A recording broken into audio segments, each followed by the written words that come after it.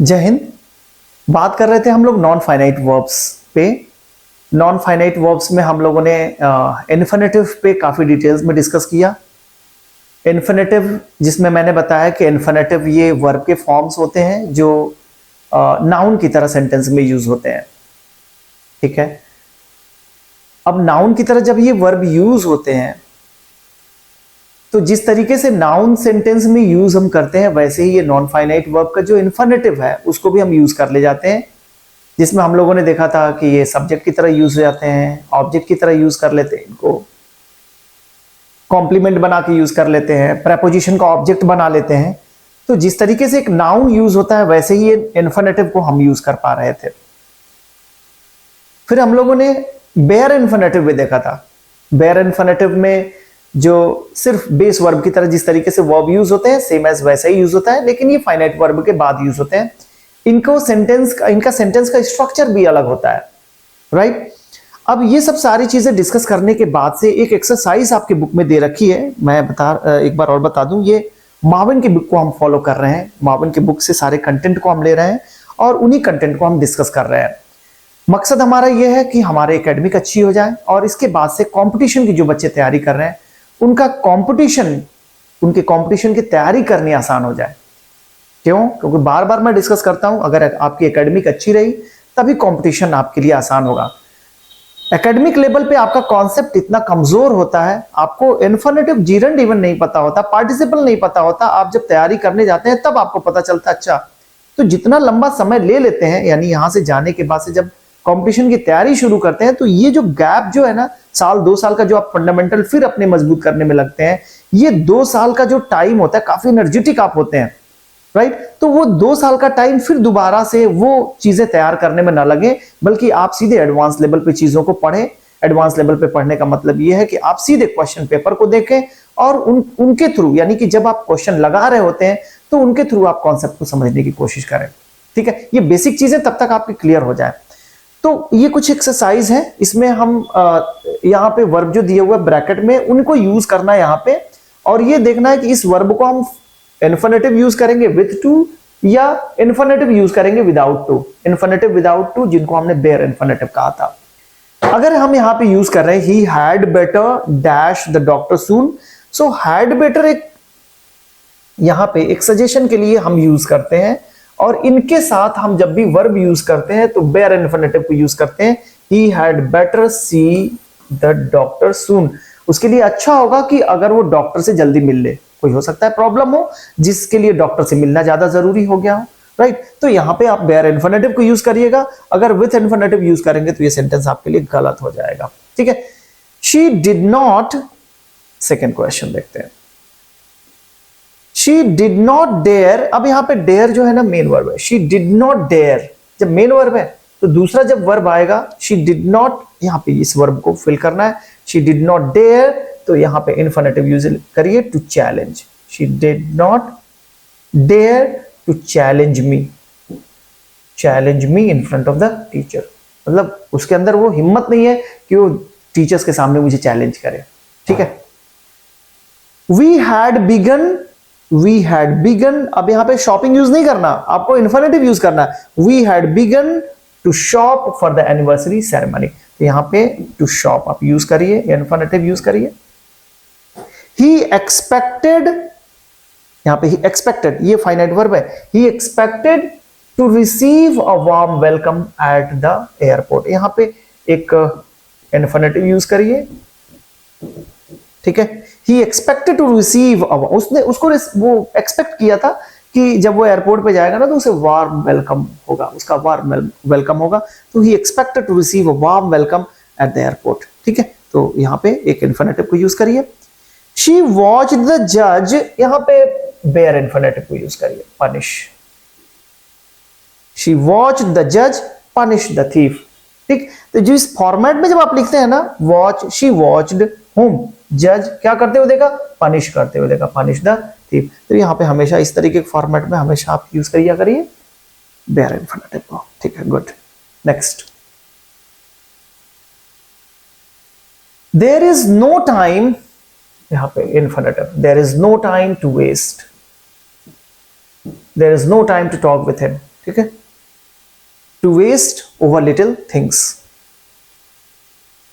Are you ready, यहां पे to leave, are you ready to leave now, इसे बोलते हैं।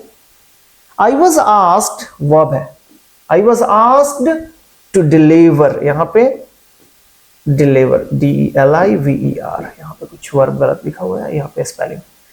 सो I was asked to deliver speech on the occasion.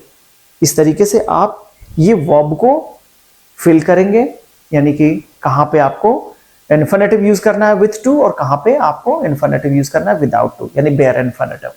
ठीक है, next uses of bare infinitive, कहां पे यूज करेंगे बेयर इन्फिनेटिव को। ये सारे वर्ब्स हैं जिनको आप याद कर लीजिएगा। इनके बाद जब कभी भी कोई दूसरा वर्ब आप लिखिएगा तो उनके साथ बेयर इन्फिनेटिव को लिखिएगा। ठीक है, ये कुछ वर्ब्स हैं जिनके साथ बेयर इन्फिनेटिव आते हैं। क्यों आते हैं वो बाद में हम लोग डिस्कस करेंगे जब पेपर हम लोग सॉल्व करेंगे। ठीक है, कुछ एडवांस लेवल पे बातें जब करेंगे तब वहां पे हम लोग सीख लेंगे। अभी यहाँ पे एकेडमिक लेवल पे आप यही सीखिए, इन सारे वर्ब्स को आप इनके साथ जब भी कोई वर्ब लिखिए तो उनको बेयर इन्फिनेटिव का यूज करिए, टू के साथ उनको मत यूज करिए। जैसे यहां पे देखिए, we felt the earth, we felt what, the earth, कैसे फील किया, शेक, यहां पर टू शेक यूज करेंगे, शेकिंग यूज करेंगे, गलत हो जाएगा। I heard her sing, I heard her, to sing करेंगे, गलत हो जाएगा। सिंगिंग यूज करेंगे, गलत होगा। We saw the plane land, he made us laugh, to laugh नहीं, I let them play in the park. ठीक है ना, ये सारे वर्ब्स हैं, इनको आप याद करिएगा। ठीक है, इनके साथ आप इनकी एक्सरसाइज करिए, इनको याद करने की जरूरत नहीं है, रटने की जरूरत नहीं है, उनको अपने सेंटेंसेस में बोलिए। ठीक है, जितना आप बोलेंगे, जितना यूज करेंगे इन सारे वर्ड्स को, उतना आसान होगा आपके लिए उनको सेंटेंस में यूज कर पाना। ठीक है, नेक्स्ट देखिए, एडजेक्टिव के साथ इन्फिनेटिव हम यूज कर लेते हैं। एडजेक्टिव के साथ देखिए, ये कुछ एडजेक्टिव्स हैं, able, anxious, easy, eager, glad, happy, hard and ready. इनके साथ जब भी हम कोई वर्ब लिखते हैं तो उनको हम इन्फिनेटिव फॉर्म में लिखते हैं, ध्यान रखिएगा यहां पे। ठीक है, बस इनके बारे में बात करते हैं। आप देखिए, he is not able, he is not able to run fast. ये एबल किसकी विशेषता होगी, ही की, यानी कि ही की क्वालिटी है। ही इज नॉट एबल, किस चीज के लिए एबल नहीं है, टू रन फास्ट, यानी वो तेज दौड़ नहीं सकता। ठीक है, this question is easy to solve, ये क्वेश्चन जो इजी जो है ना, ये क्वेश्चन है, this question is easy, easy है किस लिए, कैसे इजी है, सॉल्व करने के लिए, यानी इसको सॉल्व करना आसान है। ठीक है, मारिया इज नॉट इजी, क्या ये इजी जो मारिया क्वालिटी है, क्या मारिया इजी नहीं है, क्या वो क्वेश्चन पेपर है जिसको सॉल्व नहीं कर सकते। Maria is not easy to teach. ठीक है, अब यहां पे जो है ना, ये इजी जो है ये मारिया की क्वालिटी नहीं है, ये इजी किसी थिंग्स की क्वालिटी हो सकती है। जैसे यहां पे क्वेश्चन की क्वालिटी थी, यहां पे इजी, राइट। तो वो टीच करना जो है ना, मारिया को आसान नहीं है, ध्यान रखिएगा। To teach Maria is not easy. तो यहां पे जो मारिया है ना, जैसे होता क्या है कि जब एडजेक्टिव्स यहां पे दिया गया, एडजेक्टिव्स जब इस सब्जेक्ट के लिए जब यूज करेंगे तो इसका जो इन्फिनेटिव जो यूज करेंगे, ये इसका क्या होगा, ये इस इन्फिनेटिव का सब्जेक्ट होगा। लेकिन जब ये एडजेक्टिव जब इस सब्जेक्ट के लिए नहीं होता तो ये जो इन्फिनेटिव जो यूज होता है ना, तो इन्फिनेटिव का ये ऑब्जेक्ट हो जाता है। ठीक है ना, समझ में आ रही बात। तो यहां पे इसका मतलब ये हुआ कि मारिया को टीच करना आसान नहीं है, ध्यान रखिएगा। क्लियर है। We are eager to know the result, we are eager, किस लिए ईगर है, टू नो द रिजल्ट।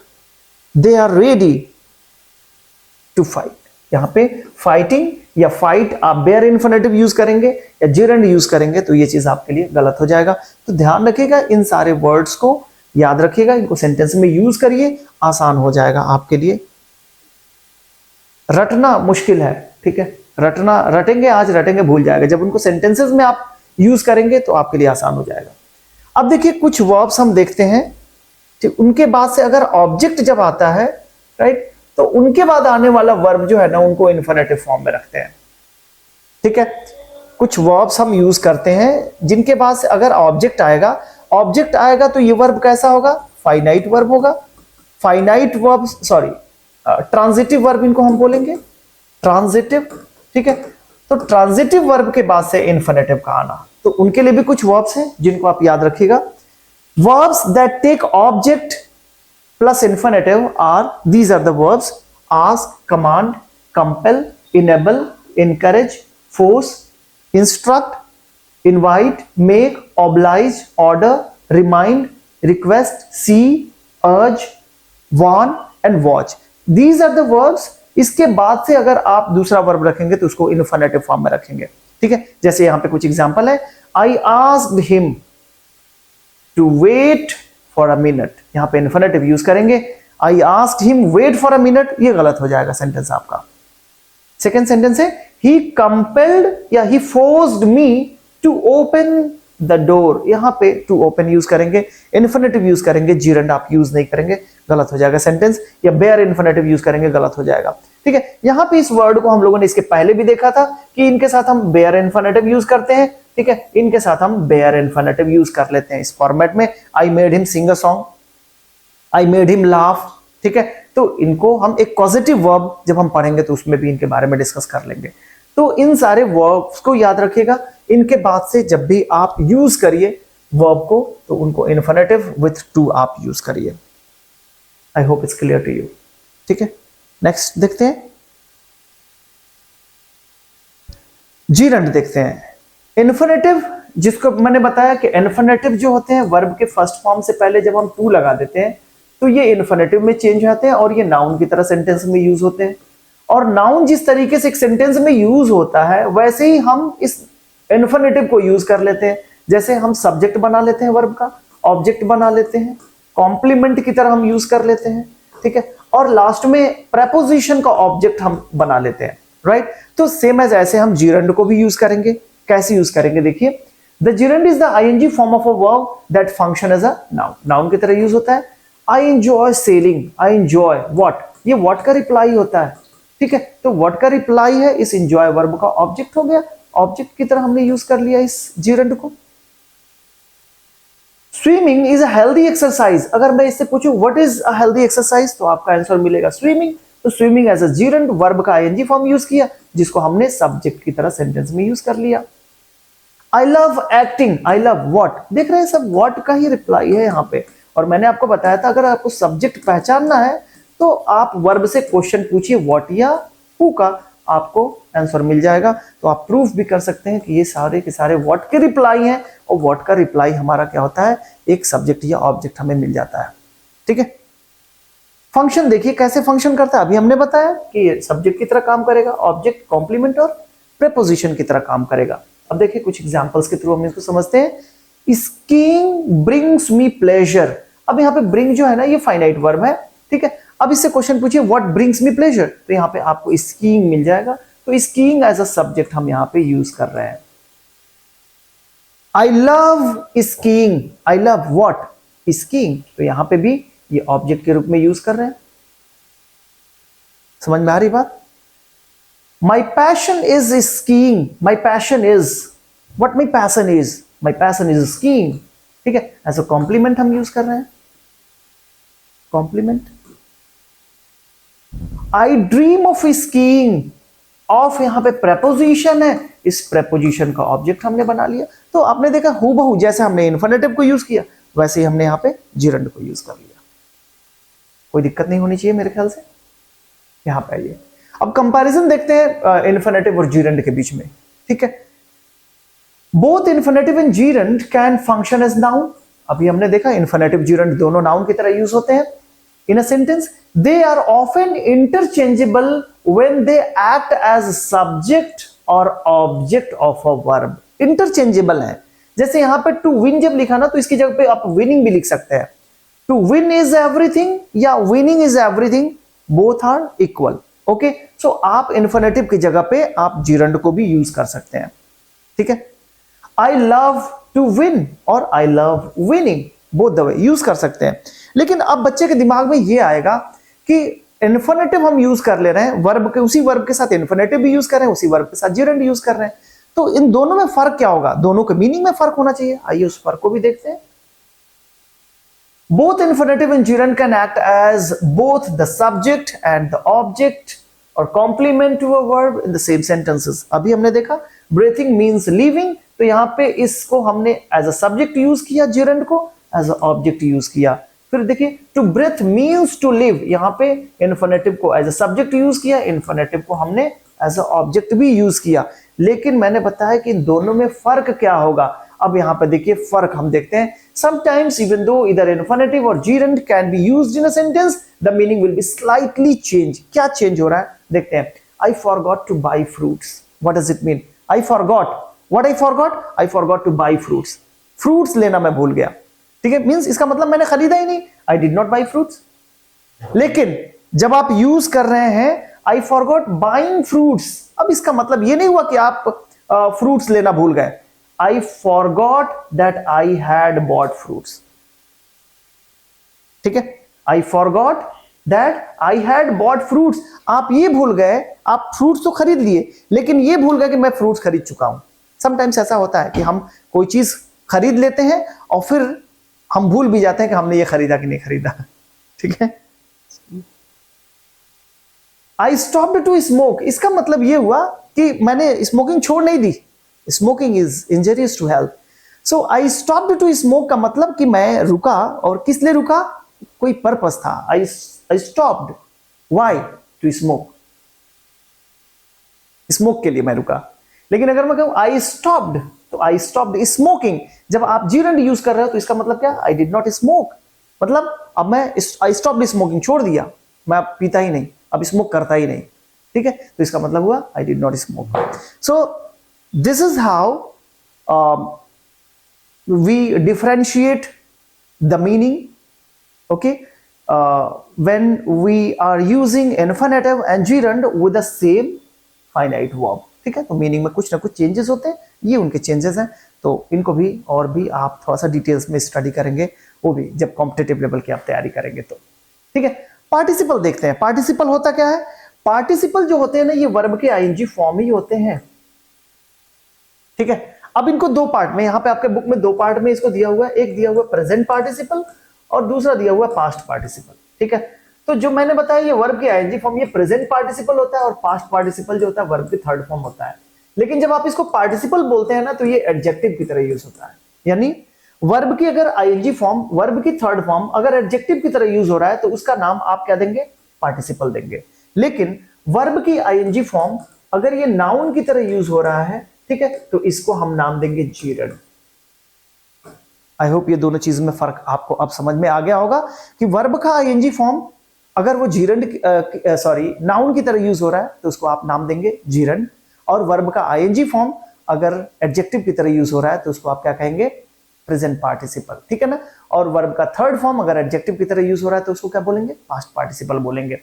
यहां पे देखिए इन सेंटेंस में समझाने की कोशिश की गई है। The smiling baby caught my finger. Here is the finite verb, caught, और ये हुआ। अगर मैं पूछूं who caught my finger, तो आप बोलेंगे the smiling baby। लेकिन इस फ्रेज में बेबी जो है मेन यहां पे नाउन है, और नाउन को मॉडिफाई कर रहा है कौन? Smiling baby. ठीक है, तो स्माइलिंग क्या हो गया? यहाँ पे एडजेक्टिव हो गया। अब जब एडजेक्टिव हो गया तो इसको क्या बोलेंगे? जीरंड थोड़ी बोलेंगे, इसको आप पार्टिसिपल बोलेंगे। कौन सा पार्टिसिपल? प्रेजेंट पार्टिसिपल, क्योंकि वर्ब का आईएनजी फॉर्म है। ठीक है, यहां पे देखिए ticked by the clones and ticks, the children laughed loudly. The children laughed loudly. अब यहां पे लिखा है ticked by the clones and ticks। क्यों यहां पे लाफ कर रहे हैं? क्योंकि वो जो क्लोन्स होते हैं, क्लोन्स जो जोकर होते हैं, उनके जो कुछ ट्रिक वगैरह दिखाते हैं, ठीक है, तो उनके जो दिखाने के जो कला होती है उसको देखकर बच्चों ने क्या किया? Children laughed loudly.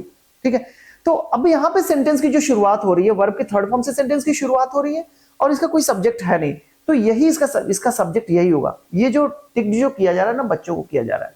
The children tickled by the clowns and ticks laughed loudly. ठीक है, तो यहां पे जब इसको मॉडिफाई कर रहा है ये वर्ड, यानी ये जो वर्ड आ रहा है वो चिल्ड्रन के लिए आ रहा है, तो ये क्या हो जाएगा? एडजेक्टिव हो जाएगा, और एडजेक्टिव में क्या होगा? पास्ट पार्टिसिपल होगा। तो पास्ट पार्टिसिपल कैसे यूज हो रहा है? एडजेक्टिव की तरह यूज हो रहा है। यहां पे देखो removing his shirt John rushed to the sea. John, अब जॉन का ही यहां पे मॉडिफिकेशन है, ये प्रेजेंट पार्टिसिपल एडजेक्टिव की तरह यूज हो रहा है, यानी John removing his shirt he rushed to the sea. ठीक है ना, रश कर गया सी की तरफ। रश करने का मतलब तेजी से कहीं जाने को के लिए यूज करते हैं रश्ड। ठीक है, सो आई होप ये चीजें समझ में आ रही होंगी। पार्टिसिपल होते क्या है? पार्टिसिपल एडजेक्टिव्स होते हैं। अब ये प्रेजेंट पार्टिसिपल एडजेक्टिव की तरह यूज होता है, वर्ब का आईएनजी फॉर्म, और वर्ब का third form past participle adjective की तरह यूज होता है, जिसको हमने सेंटेंस में यूज किया। राइट, सो आई होप ये चीजें समझ में आई होंगी। और भी इसके बाद से हम एक्सरसाइजेस के थ्रू अपने कॉन्सेप्ट को क्लियर करेंगे। आज के लिए बस इतना ही। Thank you.